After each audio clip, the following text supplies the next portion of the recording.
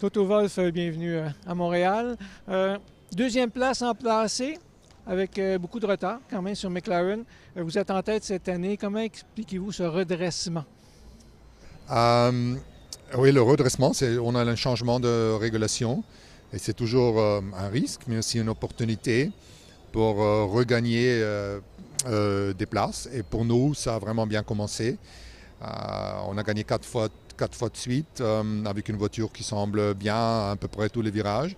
Mais il faut se méfier parce que McLaren était très fort en Miami il y a 2 semaines et il continue à mettre des nouveaux parcs sur la voiture et c'est pour ça qu'il ne faut jamais s'arrêter. Est-ce que le fait d'avoir un groupe technique très stable, peu de changements de personnel, ça aide justement à faire face à une nouvelle réglementation? Oui, particulièrement les ingénieurs canadiens. Et on en a un qui est vraiment fort. On parle de Evan Short. Evan Short, Ouais. oui.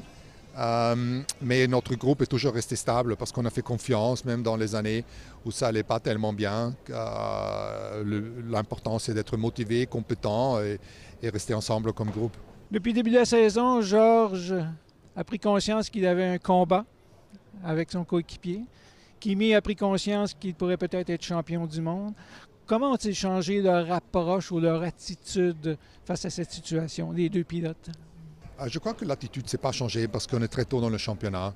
On n'a même pas fait 20% des courses. Et il y en a 18 qui restent, 4 de fait. Et pour cela, il y aura des swings de tous les côtés. Alors, en termes de dynamique, rien n'a changé.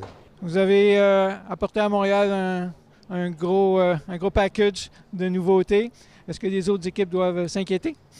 J'espère. Avec les updates, c'est toujours un truc parce que s'il y a de la corrélation, ça va vite. Et je crois que ça semble avoir du potentiel, mais on saura seulement demain.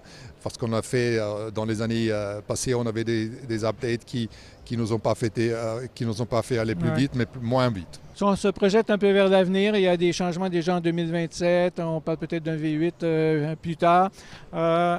Est-ce que vous voyez ça d'un bon œil, tous ces changements? Avec des nouvelles régulations, il y a toujours des bons points et il y a des situations où la régulation qu'on peut améliorer. Certainement en qualif, il faut qu'on améliore l'énergie management, que l'on ait des flat out laps, que ça ne freine pas en ligne droite. Et c'est quelque chose un dossier sur lequel on travaille très fort. Mais de l'autre part, tous les datas, les statistiques que l'on voit, les gens qui suivent, les fans, adorent le sport et les courses le dimanche. Naturellement, il y a une minorité avec une voix importante qui n'apprécie pas.